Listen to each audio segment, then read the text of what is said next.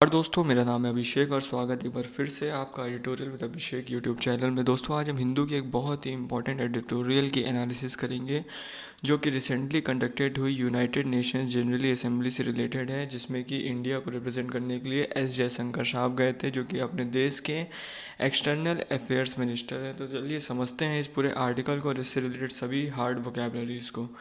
तो दोस्तों, इस टॉपिक का नाम है होम एंड एब्रोड। होम मतलब होता है घर और एब्रोड मतलब होता है विदेश। तो घर और विदेश इसकी टाइटल है, ठीक है।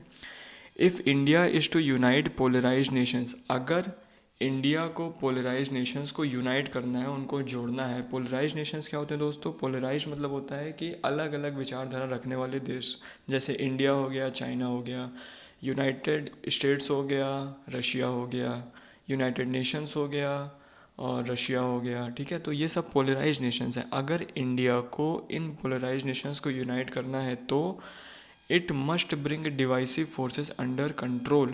तो इसको विभाजनकारी ताकतों को नियंत्रण में लाना पड़ेगा, ठीक है। डिवाइसिव फोर्सेस कौन होते हैं? वो फोर्सेस जिससे कि विभाजन होने का डर रहता है, ठीक है, जिससे कि अलगाव होने का डर रहता है। तो उन फोर्सेस को इंडिया को कंट्रोल में लाना पड़ेगा, नियंत्रण में लाना पड़ेगा, ठीक है। तो delivering India's statement at the United Nations General assembly. देखो, इसमें यूनाइटेड नेशन जनरल असेंबली के बारे में थोड़ा जान लेते हैं। सबसे पहले तो यूनाइटेड नेशन जनरल असेंबली को सबसे पहले तो हम लोग शॉर्ट फॉर्म में यूएनजीए भी कहते हैं। दोस्तों, अभी इसकी 77th मीटिंग जो है वो इस समय न्यूयॉर्क में चल रही है। और दोस्तों, टोटल नंबर ऑफ़ कंट्रीज़ में कितने पार्टिसिपेट करते हैं? 193 कंट्रीज़। और केवल 2 कंट्रीज़ बची हुई हैं, क्योंकि टोटल वर्ल्ड में कितनी कंट्रीज़ है? 195 कंट्रीज़ हैं। इनमें से 193 कंट्रीज़ जो हैं वो इसी का पार्ट हैं। तो बची हुई 2 कंट्रीज़ कौन कौन सी है? होली सी और फ़लस्तीन, जो कि एक ऑब्जर्वर कंट्रीज़ की जैसे इसमें पार्टिसिपेट करती हैं, ठीक है। तो ओवरऑल जितनी भी कंट्रीज़ हैं पूरे वर्ल्ड में, लगभग सभी इसके पार्ट हैं, ठीक है। तो इंडिया की तरफ से रिप्रेजेंट करने कौन गए थे? अपने external affairs minister S Jaishankar. तो उन्होंने क्या कहा? Spoke of several challenges in India's past, present and future. India से रिलेटेड जितने भी चैलेंजेस हैं उन इंडिया के पास्ट से, इंडिया के प्रेजेंट से और इंडिया के फ्यूचर से, सब के बारे में उन्होंने यहाँ मीटिंग में बताया with a special emphasis. Special emphasis मतलब विशेष जोर दिया on the immediate shocks arising from the war in Ukraine. Immediate special emphasis दिया मतलब विशेष जोर दिया किसमें? जो इमीडिएट शॉक्स अराइज हुए हैं पूरे विश्व में यूक्रेन और रशिया के बीच में वॉर से, ठीक है। तो कोविड-19 पैंडमिक से जो शॉक अराइज हुए हैं, क्लाइमेट चेंज से, टेररिज्म से, ठीक है, आतंकवाद से, ठीक है। इन स्टार्क कॉन्ट्रैक्ट, देखो स्टार्क मतलब होता है दोस्तों बहुत ही मतलब बिल्कुल विपरीत होना, ठीक है। In stark contrast to the Pakistan prime minister Shehbaz Sharif who made pejorative remarks about India. देखो, पाकिस्तान प्राइम मिनिस्टर शहबाज शरीफ के बिल्कुल विपरीत, पाकिस्तान प्राइम मिनिस्टर शहबाज शरीफ के बिल्कुल विपरीत, क्योंकि उन्होंने क्या बताया था? उन्होंने प्रेजोरेटिव रिमार्क्स दिए थे इंडिया के खिलाफ, ठीक है। प्रेजोरेटिव रिमार्क्स मतलब कि अपमानजनक भाषण दिया था इंडिया के खिलाफ। Mister Jaishankar made no direct comment on Pakistan. उनके विपरीत मिस्टर जयशंकर, जो कि अपने देश के एक्सटर्नल अफेयर मिनिस्टर हैं, उन्होंने पाकिस्तान का नाम तक नहीं लिया पूरे असेंबली में, ठीक है। कोई डायरेक्ट कमेंट किया ही नहीं। और दोस्तों, यही होती है एक समझदार नेशन और एक पागल नेशन के बीच में अंतर, ठीक है। तो इसके आगे चलते हैं दोस्तों। क्या है? Now nor did he directly mention India challenges at the line of actual control और एक्चुअल कंट्रोल, और ना ही एस जयशंकर साहब ने इंडिया के चैलेंजेस जो कि लाइन ऑफ एक्चुअल कंट्रोल से रिलेटेड है, इससे भी रिलेटेड कोई भी फैक्ट्स वहाँ पे कुछ नहीं बताए, ठीक है। Although he criticise China's habit of politicising and blocking UN secretary council terrorist designation, ठीक है। लेकिन उन्होंने एक बार चाइना की जो पॉलिसीज़ होती हैं और चाइना के जो एक्शंस होते हैं यूएन सिक्योरिटी काउंसिल के टेररिस्ट डेजिग्नेशंस को ब्लॉक करने के लिए, उनको हल्का सा क्रिटिसाइज़ किया था, ठीक है। लेकिन पाकिस्तान को लेकर कोई डायरेक्ट नहीं कमेंट नहीं किया, ठीक है। His comments on Ukraine were watched as they came days after Prime Minister Narendra Modi was lauded by Western countries, ठीक है। देखिए, यहाँ एस जयशंकर के द्वारा दिए गए स्पीच में सबसे ज़्यादा किस चीज़ को देखा जा रहा था? सबसे ज़्यादा देखा जा रहा था कि वो यूक्रेन के बारे में क्या कह रहे हैं, वो रशिया और यूक्रेन के वॉर के बारे में क्या कह रहे हैं। क्योंकि अभी अभी दोस्तों समरकांड में जब संघाई कोऑपरेशन की मीटिंग हुई थी, तो वहाँ पे जब प्राइम मिनिस्टर नरेंद्र मोदी और रशियन प्रेसिडेंट व्लादिमीर पुतिन के बीच में जब बायलैटरल मीटिंग हुई थी, तो प्राइम मिनिस्टर नरेंद्र मोदी ने एक बहुत ही विख्यात स्टेटमेंट कह दिया था कि this is not the time for war. और डायरेक्टली ये व्लादिमीर पुतिन के सामने कहा था बायलैटरल मीटिंग समय में। और ये स्टेटमेंट मोदी के द्वारा पूरे वेस्टर्न कंट्रीज में बहुत ही ज़्यादा लॉडेड किया गया था, बहुत ही ज़्यादा सराहा गया था, ठीक है, वेस्टर्न कंट्रीज द्वारा, ठीक है। और उन्होंने स्टेटमेंट क्या दिया था, that the era of war is over, ठीक है। तो उसी को आगे बढ़ाते हुए जो हमारे एस जयशंकर साहब है वो भी यहाँ पे कदम ले रहे थे, ठीक है। अब mister Jaishankar expanded on mister Modi theme, मतलब मिस्टर जयशंकर केवल मिस्टर मोदी की थीम को और एक्सपैंड कर रहे थे। थीम वही थी कि this is not the era of war without seeming to either criticise Russia, लेकिन वो हमारा देश हमेशा न्यूट्रल रहने की कोशिश करता है, ठीक है, ना ये वेस्ट की तरफ और ना ये रशिया की तरफ, ठीक है।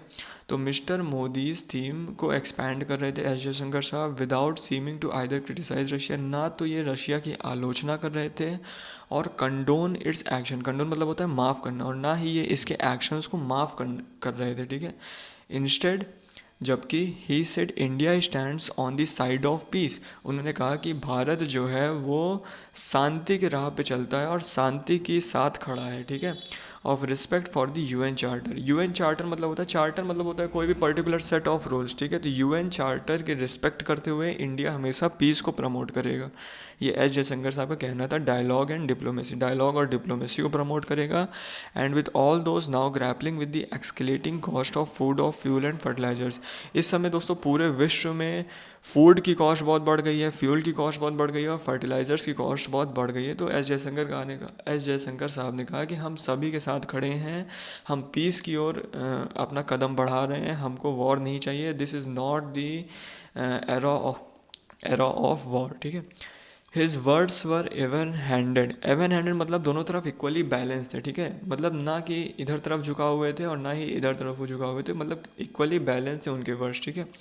तो his words were even handed and require global stake holders to consider both the risk from the conflict of Ukraine, वो चाहते थे कि जो ग्लोबल स्टेक होल्डर्स हैं वो जो यूक्रेन की कॉन्फ्लिक्ट है उससे एसोसिएटेड रिस्क को भी कंसीडर करें, और दूसरी तरफ यूनाइटेड स्टेट्स और यूरोपियन यूनियन के द्वारा लगाए गए सैंक्शंस को भी कंसीडर करें, ठीक है। That could exacerbate global economic fragmentation, exacerbate मतलब बढ़ावा दे सकते हैं और ख़राब कर सकते हैं किसको, ग्लोबल इकोनॉमिक फ्रेगमेंटेशन को, जो लगातार आर्थिक एक तरीके से पूरे विश्व में आर्थिक मंदी इस समय आ रखी है, तो उसको बढ़ावा दे रहे हैं इनके सैंक्शंस एंड इन्फ्लेशनरी ट्रेंड्स। और जो लगातार महंगाई बढ़ रही है पूरे विश्व में, केवल इंडिया में नहीं दोस्तों, इस समय पूरे विश्व में महंगाई बढ़ रही है, क्योंकि इन दोनों के वॉर की वजह से एक तो फ्यूल सप्लाई की शॉर्टेज हो गई है, और एक वीट वाला जो शॉर्टेज था, क्योंकि यूक्रेन को वीट बास्केट कहा जाता है, ठीक है।